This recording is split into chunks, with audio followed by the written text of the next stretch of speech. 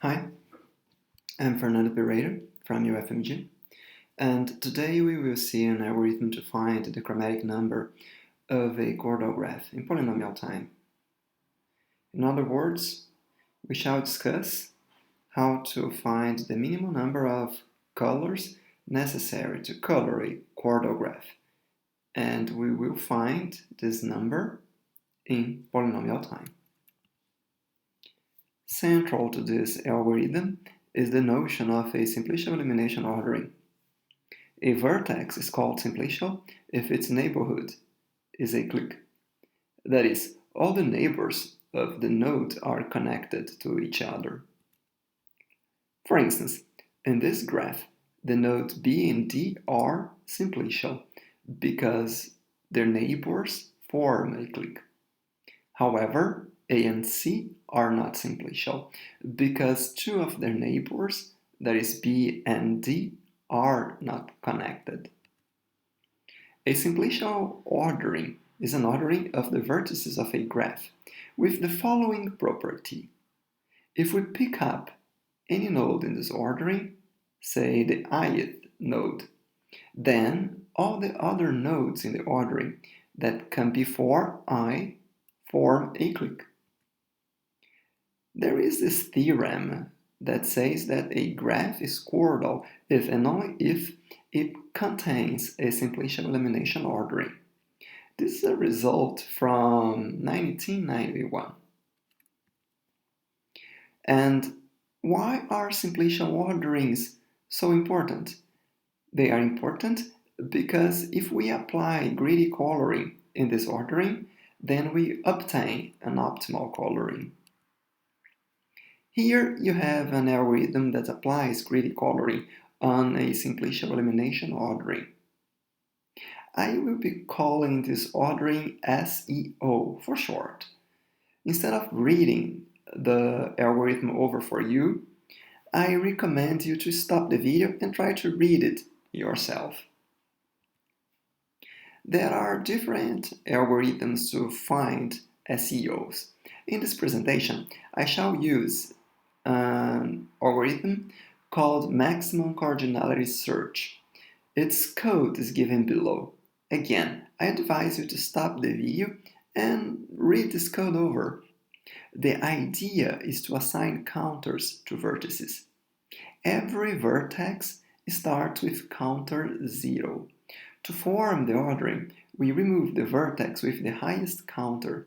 If there are ties, then we can remove any node with the highest counter. Once we remove a node, we increase the counters of its neighbors. As an example, I will show how we can build a SEO for the interference graph of this program. This program is not actually in SSA form. Maybe you have realized that already.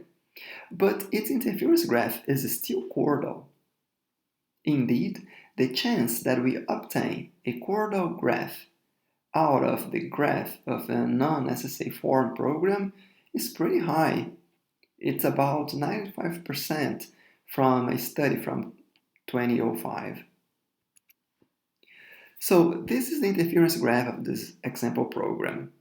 I've left dashed edges in the graph indicating nodes that can be coalesced. But these edges, they don't really count for chordality. This graph is chordal if you consider the solid edges only.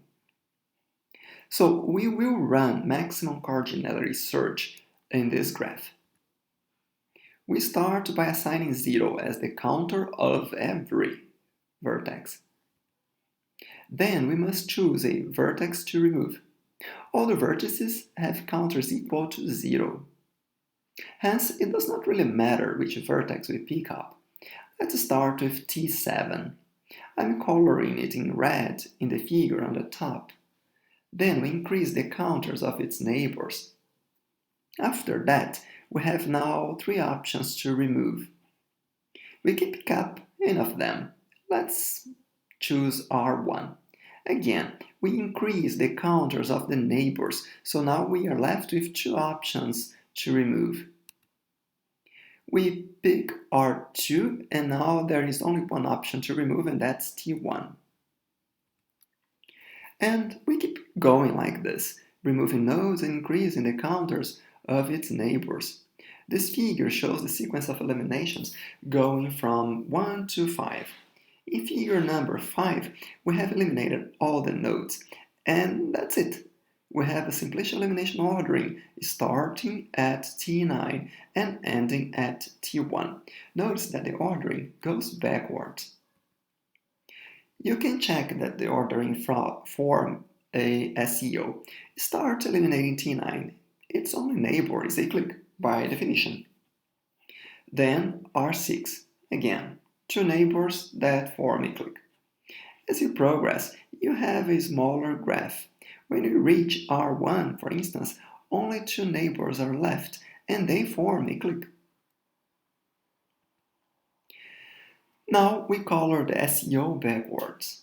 Because we traverse the SEO backwards, we know that every node that we pick has only nodes in a click as neighbors. It is easy to see that the coloring is optimal because we only use as many colors as the size of the largest click plus 1. Here's a coloring of our interference graph using 4 colors. That's the size of the largest click in this graph. I suggest you to stop the video and check how we are assigning colors and how once a node gets a color, all its neighbors form a click. So that's it for coloring chordal graphs. In the next class, we shall see how we can use this coloring to do register allocation.